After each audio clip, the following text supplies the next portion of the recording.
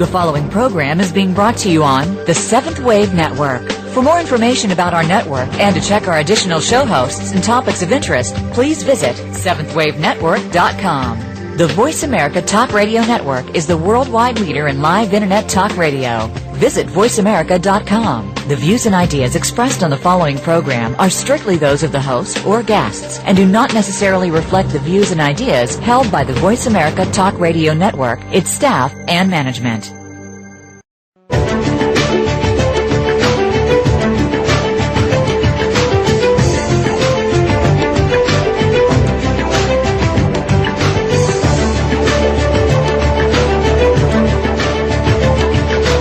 Welcome.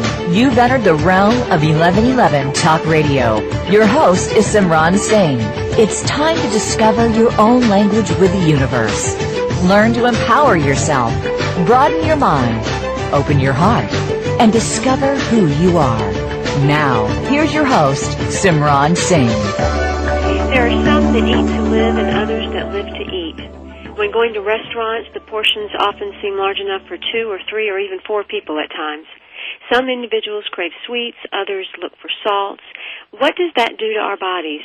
And are there sets of belief systems that can be overcome to change how we look at food? My guest today is Patricia Bisch, and she is the author of Freedom from Food, which is a personal testimony written by her and how she overcame the compulsive eating early in life that was the result of enormous emotional pain from destructive eating habits that she had endured. Welcome, Patricia, to 1111 Talk Radio. Thank you. I'm so happy to be on the show today. Well, it's really wonderful to talk about this particular topic. You know, I'm in the South, and here there's greasy food and fried chicken, and there's big plates of food and lots of things. And as you go through this book, it really is a mindset changer. And that is something that will stretch a lot of people, because most people will look at this book and wonder, can I look like her? She's on the cover. She doesn't look like she ever had a weight problem at all. Because you look amazing. Well, thank you. And yes, I did have a food problem. And I'm happy to say that I'm bringing in a very different kind of thinking about food, because all the dieting and the ways we've tried of dieting and counting calories and counting carbohydrates and exercising until we, exercise. If any of those ways worked for me, I wouldn't be on this radio show. But what I found in my life is that they were temporary fixes, and that my weight always came laughing back at me, and I had no control over it in the long run to keep it off. Well, the other part of this, too, because as I was reading this book, I started to realize a lot of people are not really consciously eating. They're eating, but they may not be aware that food can also be a relationship of codependence.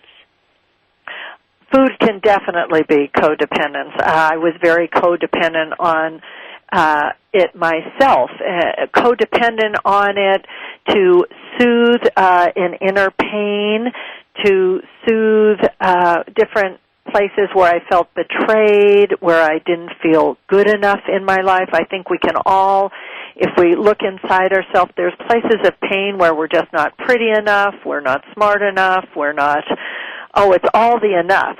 If we, people who have straight hair want curly hair. People who have a certain shape of body, a voluptuous body, they want a thin body wants a voluptuous body. There's places where we just find a way to feel that we're just not good enough. There's something just defective about us. And when that starts happening in our life, we become codependent in a sense, like you said, dependent on something outside of ourselves to just make things feel better, make things all right. And eaters don't find it on the outside, so they reach to food. There's some place where they're feeling pain, and food serves to sedate them and to ease the anxiety. It really tranquilizes, in a sense, and in a way holds those fragmented parts together that just aren't feeling very good. And so other than just feeding ourselves food for the sake of existing and surviving and nurturing our bodies in the way that it needs, we're literally feeding a pain in many cases. I would say we're sedating a pain. I think there's an out of control feeling where something on the outside is causing us to feel anxious or too hurt or too afraid, and we just don't have the mechanisms anymore to deal with it. So what we do is we sedate it, in a sense, by eating. And so some people do it by running or drinking or taking drugs, but eaters find a certain control in taking something that they can't have. Maybe it's a sweet or something where they're not getting the love, but the sweet is something that they have control of to give themselves when they're not getting the love that they want inside. So when did the aha moment come for you to recognize that this was the relationship with food that you had, or this was what you were using to sedate? Well, I knew I was using it to sedate myself for quite a long time. You know, I was a junk food junkie, and I would go to a liquor store and I would buy chips and cakes and candies, and I would eat them all down, and ice creams, eat a bag full down, and I would just really hate myself because I would hate the fact that I was overweight, but I felt very helpless about it. So I knew I had a problem, but I was out of control. I think that's the thing with addiction, no matter what it is that we don't feel like we can control it. It's like an alcoholic or a drug addict. At a certain point, it gets to the place where we have to have that food to calm us down. So not everyone is an addict in that way, but I was, and I knew I was out of control, and I knew I couldn't diet anymore. Diets just weren't working for me. I didn't have the willpower anymore to just sustain a diet. So, and what came first? Was it the weight was already there and that caused the emotional pain, or was there emotional pain and that caused the eating, and then the weight came on and it became a cycle? How did that progress? I believe that it's the emotional pain that comes first. So the emotional pain causes us to, in a sense, contract and protect ourselves. We need some protection from critical judgments, from outside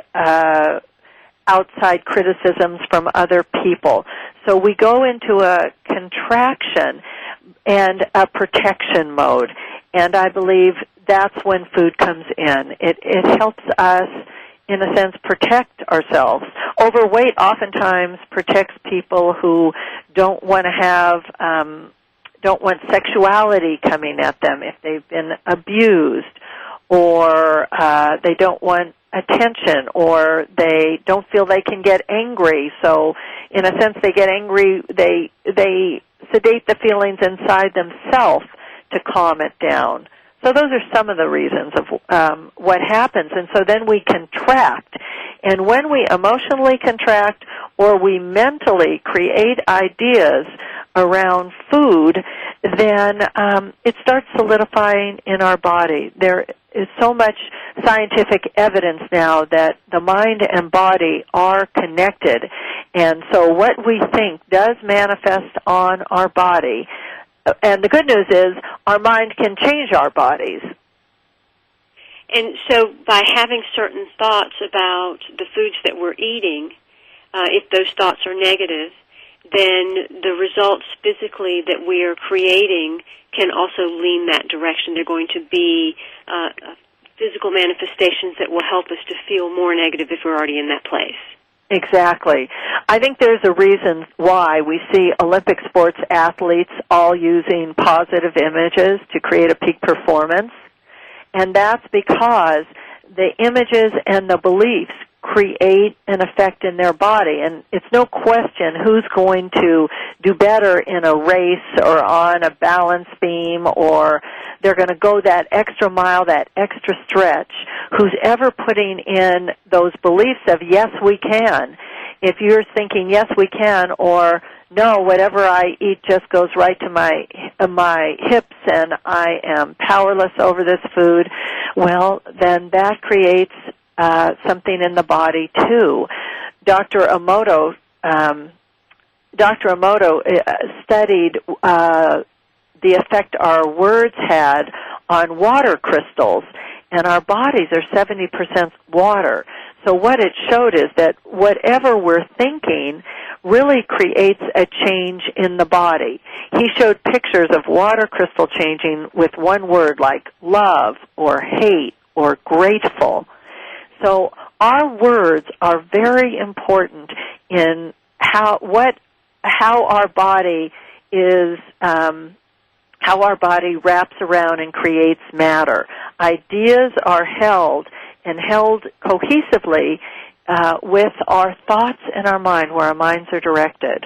That's what they've been proving. That's very, very true, actually, and his work was featured in What the Bleep, and he's got books out, Masaru Emoto, and he does showcase how very negative words, the water crystals were very deformed or very diseased-looking, and the water crystals that did have the affirmations and the positive, loving words, they were more beautiful and powerful and crystalline in nature. And so what you're saying about us being water, we really can imprint that back on ourselves. Exactly. As a matter of fact, we are participating all the time. We are imprinting all the time, because that monkey mind of ours just never stops thinking. And the good news is, so if we are thinking, oh my God, I'm always going to be heavy, my mother was, or at a certain age people get heavy, if we have these thoughts, then those will begin to imprint. The good news is we have the power to choose the thoughts we think, and that's something we need to do more of, because we are participating one way or the other with what we're thinking. And it boils down to whether we want to be conscious about, not really just conscious about what we're eating, but conscious about what we are feeling and thinking about what we're eating. That can help to lead us to the next step, because a lot of people are in that cycle where it's very difficult for them to get out of that place. This country, right, we're facing probably more obesity than we ever have, and so many people battle that day in and day out and really get to a place of hopelessness of this will never change. So what kind of got you to that place where, and I'm going to have you answer this one when we return, because this is a fascinating, fascinating topic regarding freedom from food. Patricia Bisch has come up with a wonderful breaking free from the theory of food was her first step, a wonderful, wonderful, unique method and program referred to her as FFF, or Freedom from Food. And it's composed of 5 parts, each devoted to a particular area that needs to be conquered. So while we take this commercial break, think about what your thoughts of food are and where they stand and where you think you're putting something on your body or not. We'll be right back in a few minutes to talk a little bit more with Patricia Bisch.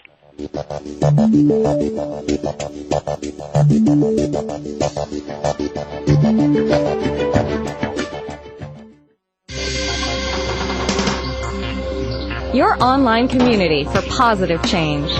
Seventh Wave Network. We all want peace. We all desire a more meaningful life.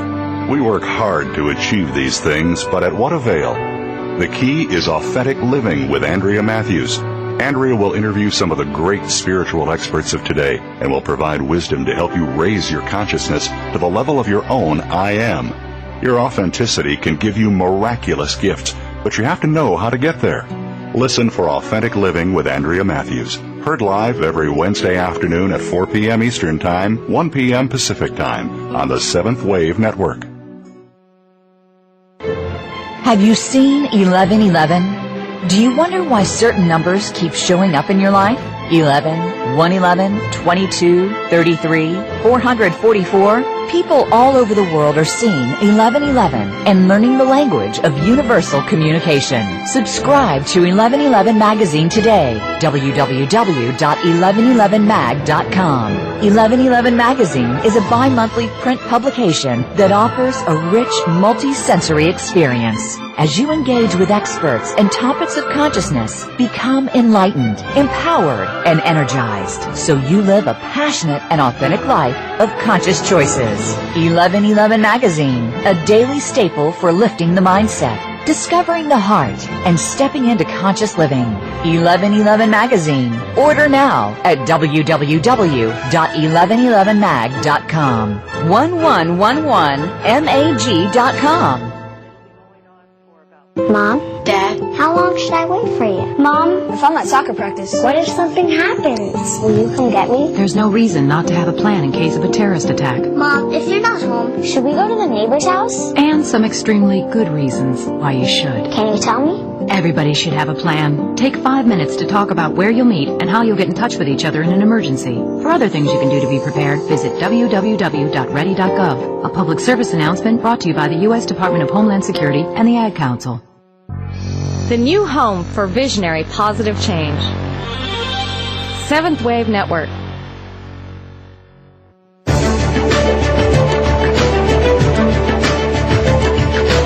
You are listening to 1111 Talk Radio. If you'd like to join today's discussion, please call in toll-free at 1-866-472-5795. Again, 1-866-472-5795. You may also send an email to info@believesc.com. Now back to 1111 Talk Radio with Simran Singh. Patricia Bisch, author of Freedom from Food, is with us today. She is a psychotherapist that conducts media appearances and leads classes and workshops on weight loss, and will actually be conducting a 16-week program taking people through the steps of freedom from food week by week starting June the 10th. You can find out more about that on her website, freedomfromfood.net, freedomfromfood.net. And I believe we have a caller on the line. Linda, you have a question. I did. I wanted to find out a little bit about what kind of exercises goes along with this program. That's a wonderful question, Linda. Let's get into that a little bit. Patricia, when you were coming up with this program and you had to get started and move out of where you were in this place, is that how you developed some of the different exercises and things? Because there's a lot in this book, and there's some wonderful practices. Yes. Was she relating to exercises in the practice sessions or actual exercise? Just doing actual exercise along with the program, is it a necessity to be able to continue the weight loss, or how does it work with the program? Okay. Well, both parts of exercise are very important to mention. One is people have a lot of beliefs. If they don't exercise enough, they'll gain weight. And consequently, that belief links them in to the understanding that they have to exercise to lose weight. So if they ever stop exercising, then the belief system goes that they will gain weight. So that's the problem with linking the thought of exercise and weight.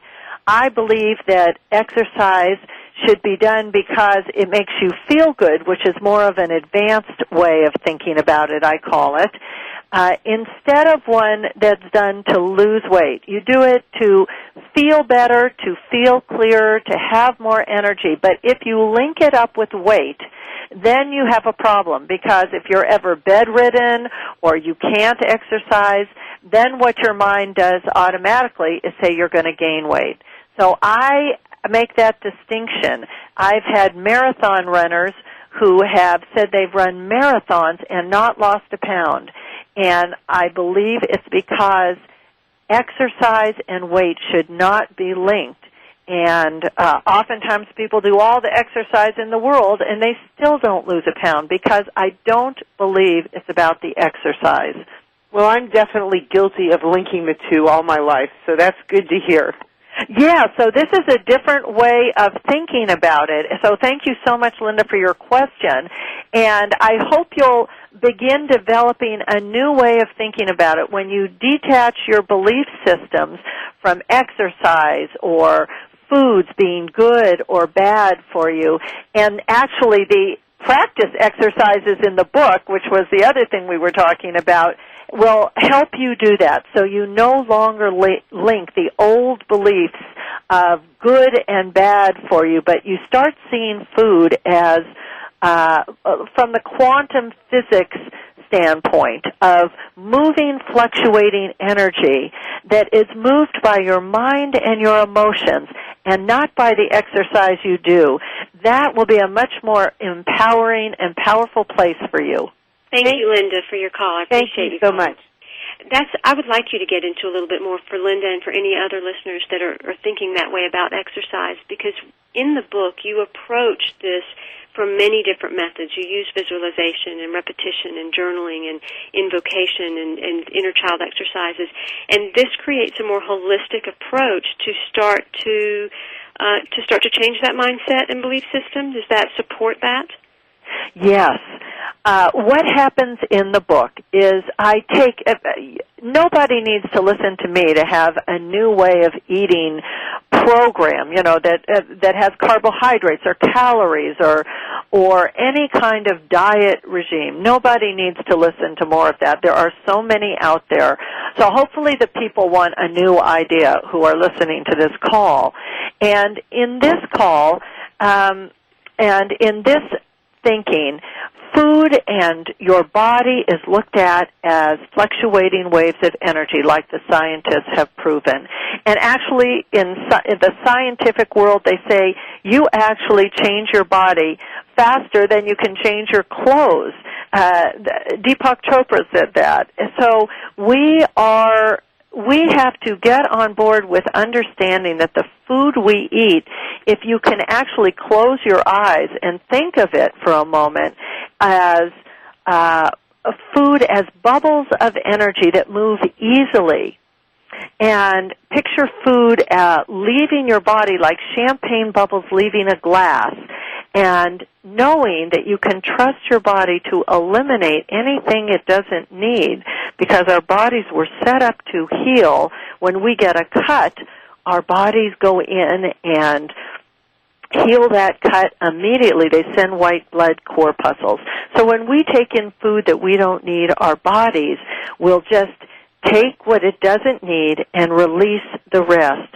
That's what our bodies were set up to do, and we can trust our bodies to do that.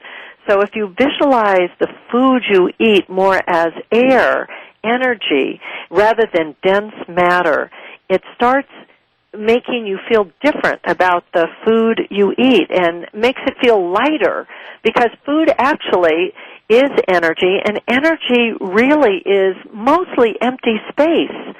So what I teach people is to begin to look at food in a completely different way, and I have visualizations that they can work with and practices, so they begin to see food completely different. If you look out in nature, you don't see fat trees or dieting flowers or bulimic, you don't see bulimic leaves or bulimic anything in nature, bulimic animals, unless they're sick. This is nothing. It's a man-made idea, because the truth is that the secret that all thin people know, and all people in their perfect proportion know, is just one thought. And that thought, when held in a complete focus and that creates an integrity around that idea, that thought that I can eat whatever I want and I don't gain weight, which every thin person will tell you, that thought begins to create a flow in your body that creates it so, like in nature, the trees take in energy, they take in nutrition, and they release the rest. They take in food all day long, and they release the rest. And you don't see fat trees, and you don't see fat flowers, and in the wild you don't see overweight animals. Wild animals are in their perfect proportion. You're absolutely right, and I want to really stretch this point because I want people to get something that I really got from the book and from talking to you before, and that was you said you can eat absolutely anything and not gain weight now. That's right. And I used to just be able to, I would diet for 2 days and then I would binge and I'd gain weight right away.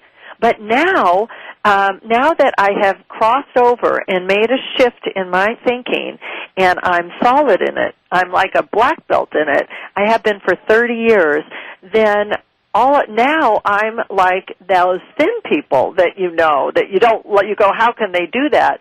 But now food comes in and it just goes right through me. My body takes what it needs. I never gain weight. And if I'm bloated, I trust my body to eliminate that bloat in the next day. If I'm holding on, to water or I think I've gained weight in any way, I've gone into a trust that you'll find in all thin people. And I got that. It clicked a lot for me because growing up, I remember hearing people say, oh, you better not eat that, it'll end up on your hips, or you better watch out, all that sugar, you know where it's going to go. And so we're really taught to believe these things about food. And that's what we're really carrying around is the thoughts and the beliefs that we've been taught about what food does. But growing up, I always felt, and I always loved, breads and pastas, and I've got a sweet tooth like no other. Uh-huh. And so those were the things that I did. But I constantly said to myself the entire time I grew up that, I eat the foods that I love, and they support me the way that I need. I don't gain weight. And that is that philosophy that you have in the book. That is that thinking thin philosophy, because there was this love for this food, and there was no belief system that it was going to do anything to me other than feed that sweet tooth that I have. And so that's where people need to get to, but they have to go through certain exercises because they can't just make up their mind they're going to think this way. That's not going to work, right? That's right. This is not just an intellectual process where you can just hear this information and just do it. At least I wouldn't recommend that. We know that miracles are possible in all ways. But what I recommend is that people go through the step-by-step process in the book, so that they get strong enough to actually start changing the way their cells and their body processes food. So when you were younger or in this time you were talking about, you could take in food and it went right through you. Oh, exactly. Yes, absolutely. Just like you're saying. It went right through. And what you're speaking of is people going through these processes because it's not an intellectual thing, it becomes a knowing for the body, and that's how you are able to stay in the shape that you are. Exactly. It takes a knowing. And I ask people to think of, because at first they go, oh my God, what's she saying? She must be out of her mind. But then, it's funny, I'm just working with this young girl who's 19. May we all go out of our minds. We are speaking with Patricia Bisch today, the author of Freedom from Food, and she lived a very painful life as an overeater from her teen years well into adulthood, then over 30 years ago discovered the secret to regaining her power over food, and it has to do with mindset, not deprivation. There's a way to enjoy eating and lose weight anyway. You can contact Patricia Bisch at freedomfromfood.net and take part of a 16-week course where you go step-by-step through the process beginning June 10th. Join us back in just a few minutes and we'll go a little bit deeper.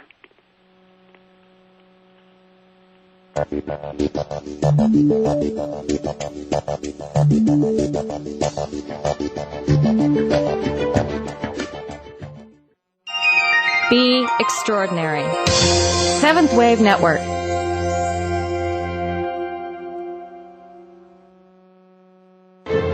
Have you seen 1111? Do you wonder why certain numbers keep showing up in your life? 11, 111, 22, 33, 444? People all over the world are seeing 1111 and learning the language of universal communication. Subscribe to 1111 Magazine today. www.1111mag.com. 1111 Magazine is a bi-monthly print publication that offers a rich, multi-sensory experience. As you engage with experts and topics of consciousness, become enlightened, empowered, and energized, so you live a passionate and authentic life of conscious choices. 1111 Magazine, a daily staple for lifting the mindset, discovering the heart, and stepping into conscious living. 1111 Magazine. Order now at www.1111mag.com. 1111mag.com. Are you looking for life's balance? Look no further than Seventh Wave Network. We're bringing you Life's Balance with Shaman M. Let Melody McBride take you on a unique listening experience. You'll explore the world of alternative health. Learn about the many facets of healing. Preventative lifestyles from children to seniors will be discussed on the show. Listen for Life's Balance with Shaman M. Broadcast live every Monday at 11 a.m. Pacific Time and 2 p.m. Eastern Time on Seventh Wave Network. It's the healthy side of life. Let peace and balance be yours. The results indicate your child has neuroblastoma. There's evidence of metastasis. We need to schedule a we'll need to perform a surgical biopsy. MIBG scan.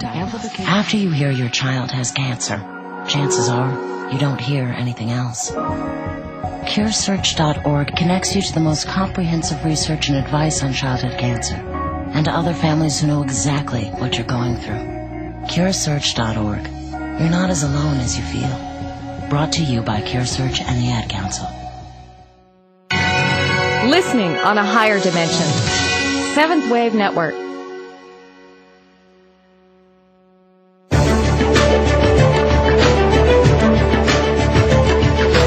You are listening to 1111 Talk Radio. If you'd like to join today's discussion, please call in toll-free at 1-866-472-5795. Again, 1-866-472-5795. You may also send an email to info@believesc.com. Now back to 1111 Talk Radio with Simran Singh. Maxwell Planck says the mind is the matrix of all matter. Patricia Bisch, author of Freedom from Food, discovered that after 8 years of mind-body study and therapy, she went to her teacher one day and said, "It's wonderful that I've learned how to heal so many diseases, but I have not healed anything. I'm still sitting here in Overeaters Anonymous, and I'm still a junk food junkie. I'm 8 years into this, and I have to really see if this stuff works. Can I really change my body with my mind?" And that's where your journey began, and that's what you're teaching people to do, to change their concept of food and their mind. Yes, I am, and I just want to say, yes, you can.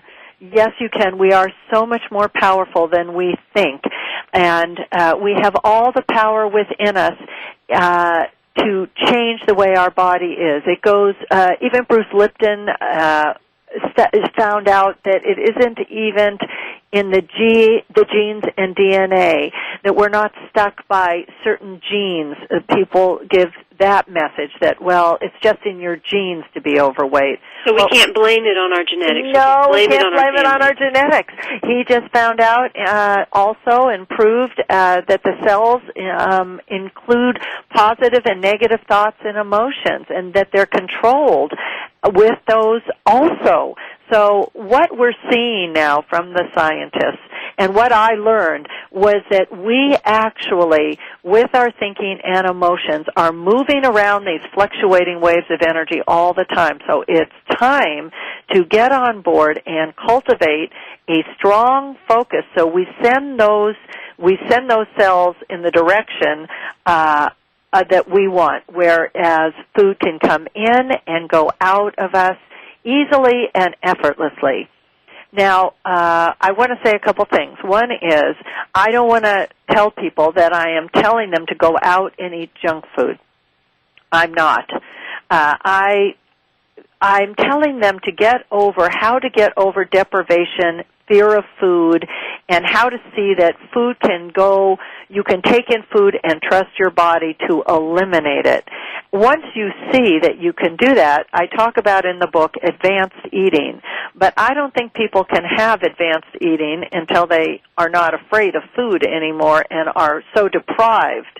So once you see that you can eat whatever you want whenever you want it, then you begin to be able to make choices to choose food that makes you more clear-minded, clear-headed, And that, Patricia, is what advanced eating is. It's more of a conscious approach to, that's when we can start making the decisions of, okay, now I don't think bad about ice cream and Snickers bars and potato chips, but maybe I don't want to put those into my body any longer. That's right. Like, I know it won't make me gain weight, but it doesn't make me feel good.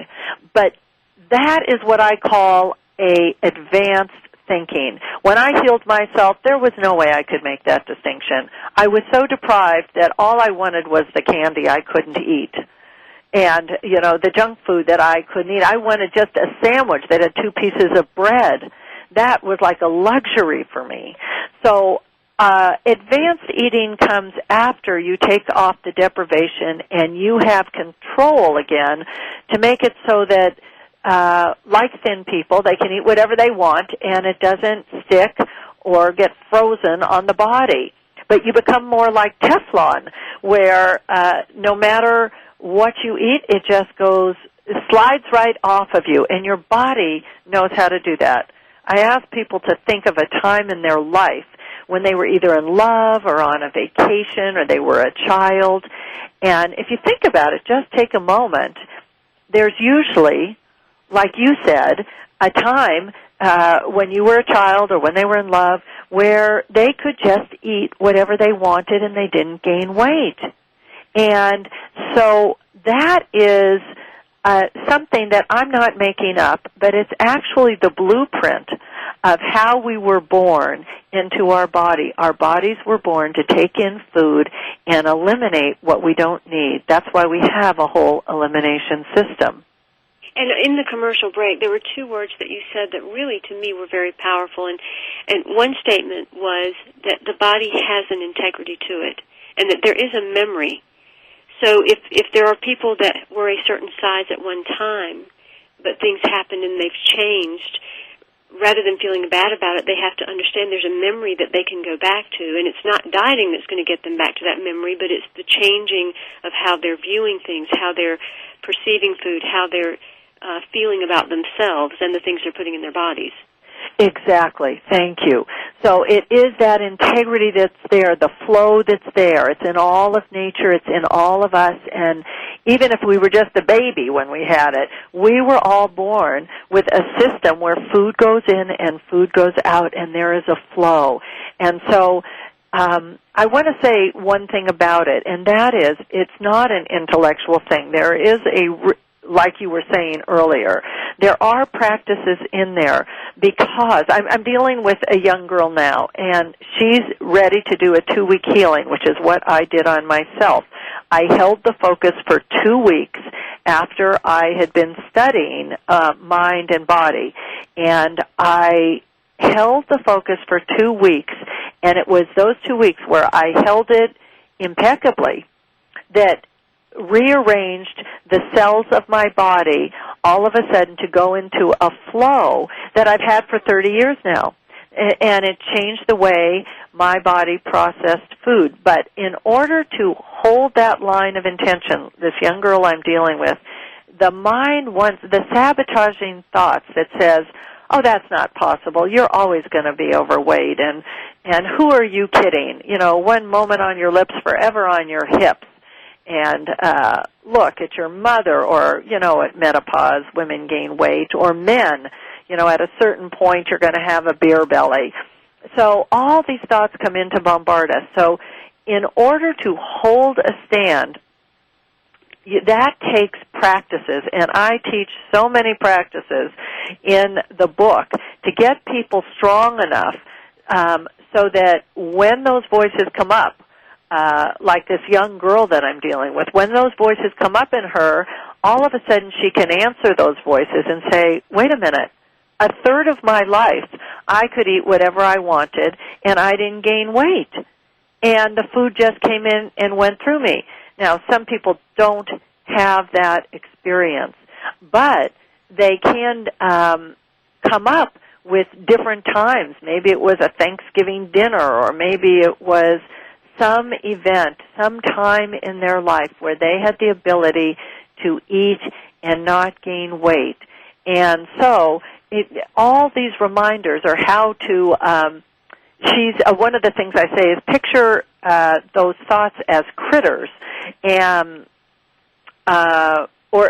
picture critters that you have that are going to eat up all the negative thoughts around you when they come in. That one of those that says, "Oh, you have to exercise to lose weight," or "You better watch your calories."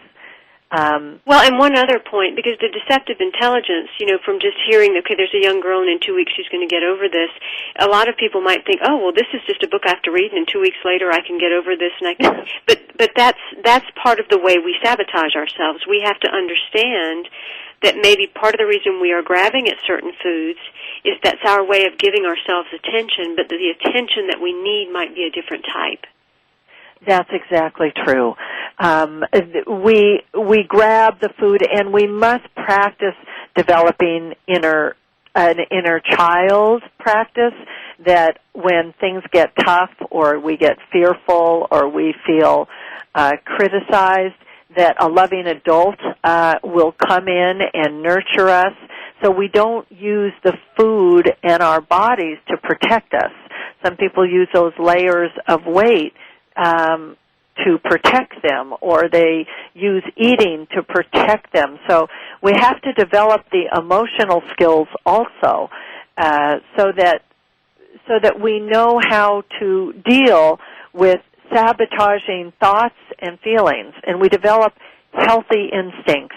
Healthy instincts. When someone is coming down on us or criticizing us, we can leave the room. And you're a black belt at this because you've developed the muscle to do that. And that's how you lead people, whether it's through private consultation or through your different 16-week programs or through the book, however it is that they get the information. It's because you have done this practice, you have walked it, you have lived it, and taken yourself to the other side to where now you really do eat whatever you like, and you choose more advanced eating and maintain a lifestyle, a body, a feeling that is more authentic to who you are.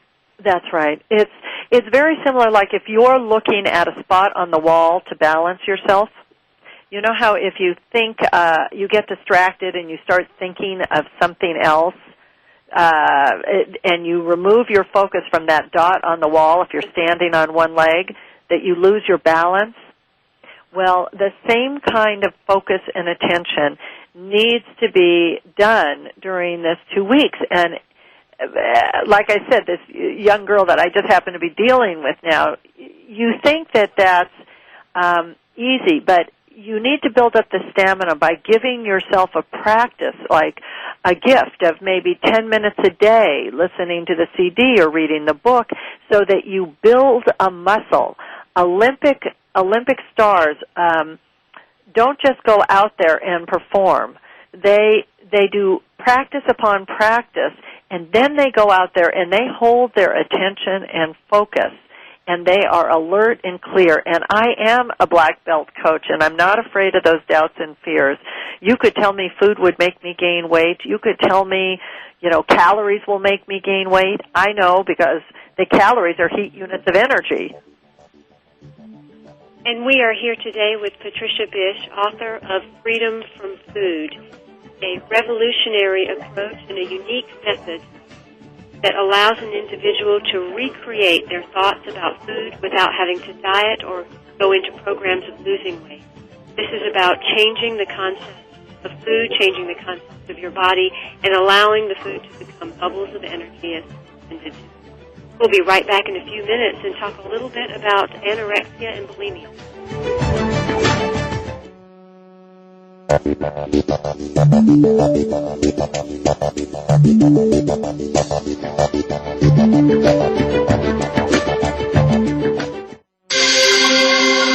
Awakened Media for a transforming world. Seventh Wave Network. Just what is Skills USA? Skills USA specifically prepares you for the workforce. Skills USA empowers students to connect with a network of people. Skills USA allows students to connect with business and industry, to manage their education, and to really get a feel of the real world. Skills USA, champions at work. Find out more on the web at skillsusa.org. Experience higher love, an archangelic journey into ascended joy and authentic living. Your hosts, Sri Ram Ka and Kira Ra, will assist you to open your heart, expand your love, and be ever present with true joy. Your journey with Sri and Kira begins right here on the Seventh Wave Network with Higher Love, Wednesdays at 5 p.m. Pacific, 8 p.m. Eastern. Have you seen 1111? Do you wonder why certain numbers keep showing up in your life? 11, 111, 22, 33, 444. People all over the world are seeing 1111 and learning the language of universal communication. Subscribe to 1111 Magazine today. www.1111mag.com. 1111 Magazine is a bi-monthly print publication that offers a rich, multi-sensory experience. As you engage with experts and topics of consciousness, become enlightened, empowered, and energized, so you live a passionate and authentic life of conscious choices. 1111 Magazine, a daily staple for lifting the mindset, discovering the heart, and stepping into conscious living. 1111 Magazine. Order now at www.1111mag.com. 1111mag.com. Listening on a higher dimension. Seventh Wave Network.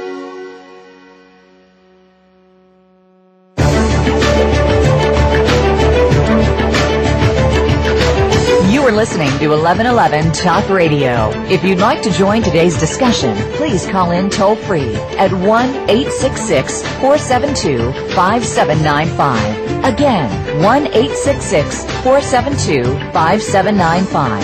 You may also send an email to info@believesc.com. Now back to 1111 Talk Radio with Simran Singh. Today we have Patricia Bisch, author of Freedom from Food, and you can contact her at freedomfromfood.net. She offers private consultations as well as an upcoming 16-week course to support you in moving to that place where you feel free from food. She is featured in the May-June issue of 1111 Magazine, where you can go a little more deeply into her story and some other discussions that we had. It's a wonderful interview. And she discusses the 4 mastery keys. The body heals itself, mind creates matter, emotions affect your body, and food is energy. How do these apply, Patricia, to people that are either anorexic or bulimic? Because we've been talking about people that overeat, but what about these people that don't gain the weight? Does this work for them too? Well, with bulimia there is a fear of food. Actually, bulimics are afraid to have any food in their system, so they throw it up because they're so afraid food will make them gain weight. And the way it works there is because I show them that food is just energy, that calories are heat units of energy, and we're not hibernating. Carbohydrates are compounds of energy.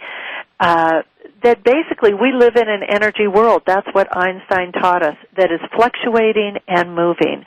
And when people begin to trust their body and see that they can take in food and trust their body to eliminate what is not necessary, which takes practicing, but you can do it. People have the power to do it and get behind those thoughts and move that emotions, the energy in motion behind the thoughts.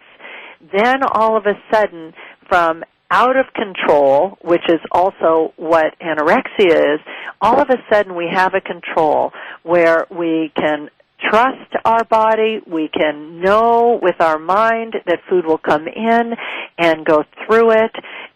We can empower that with our emotions, which is the energy in motion behind our thoughts. And then all of a sudden, our body begins to move in a very different way. It gets cohesive around the new ideas that food can flow right through us and that our body has an integrity and an intelligence that at every moment can decipher what it needs and what it doesn't need. And it can allow food to come in and go out like the nature around us and like all people who are in their perfect proportion. That's pretty powerful because just using the word control in that statement, that really is what we do with food. I mean, there probably are so many places in our lives where we feel out of control that whether it is overeating or not allowing ourselves to eat or binging or being bulimic, that is a way to control. And it may not be a kind way that we're treating ourselves, but yet it is a way to grip onto something and feel like we've got a sense of it in our hands.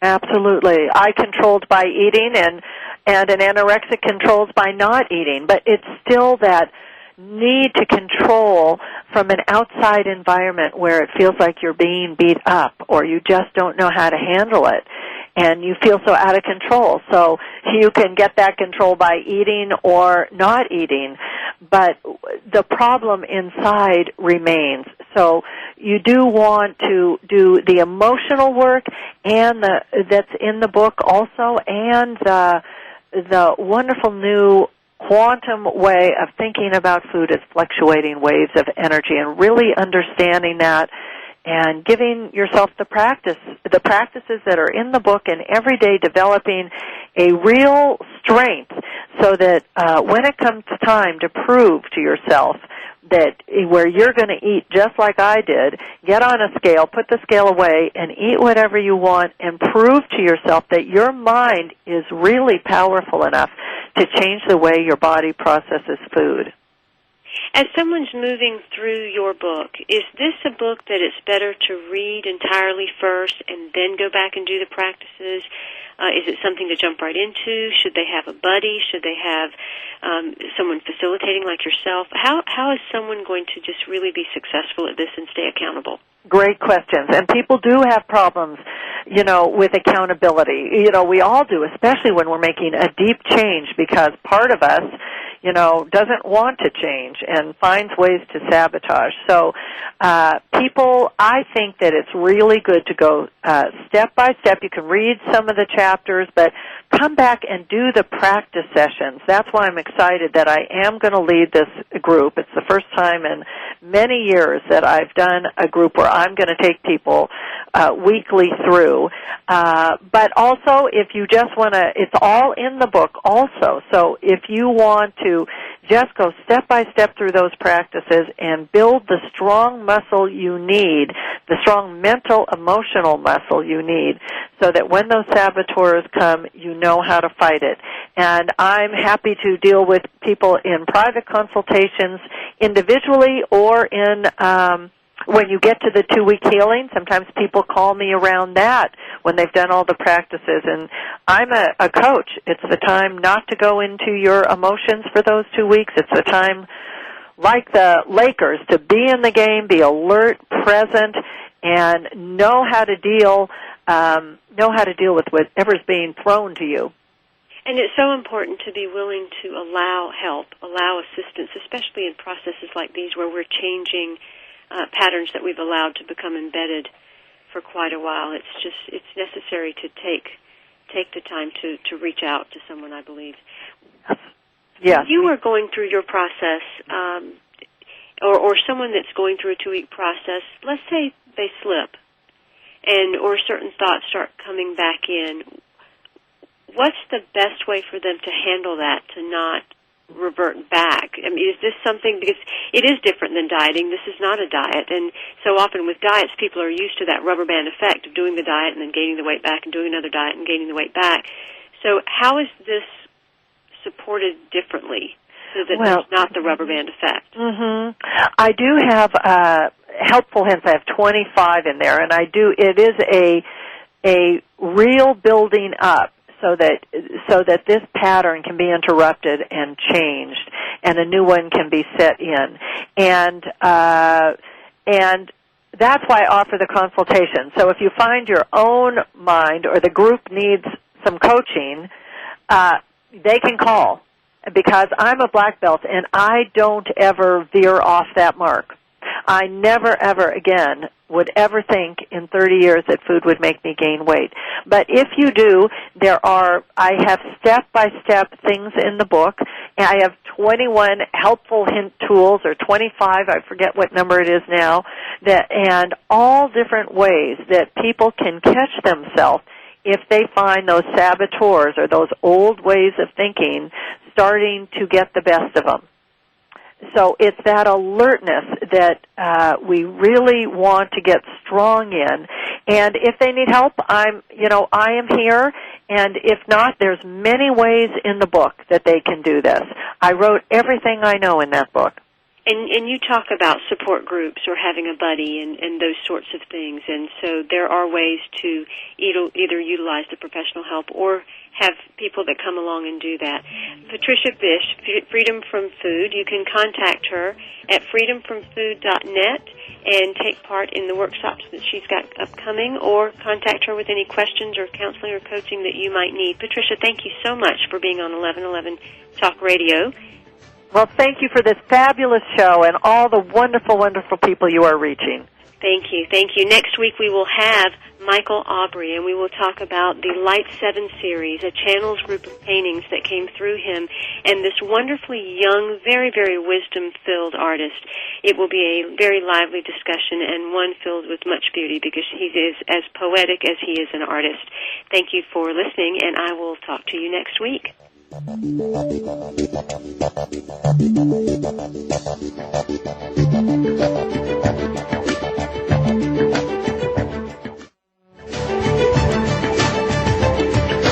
Thank you for stepping into the doorway of conscious choice with 1111 Talk Radio. Please join host Simran Singh again next Thursday at 4 p.m. Pacific Time, 7 p.m. Eastern Time for another enlightening edition here on the Seventh Wave Network. Remember, shift happens.